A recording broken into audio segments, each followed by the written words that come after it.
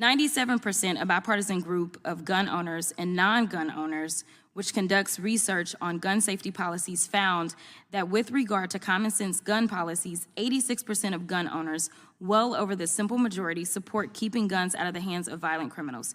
70% of gun owners said they wish we would enact some kind of gun reform. 66% of gun owners, for instance, think guns should be restricted on school grounds, and 67% think that they should be restricted in government buildings. And I will tell you that I fall into those categories because I am a licensed gun owner.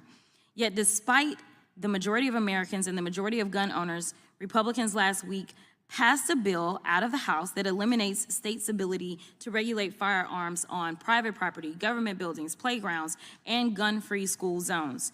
If that's not hypocrisy, I honestly don't know what it is, and it doesn't end there.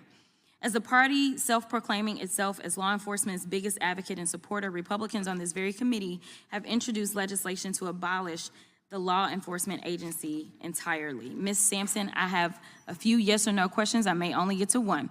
Yes or no, are you familiar with the role of ATF? Yes.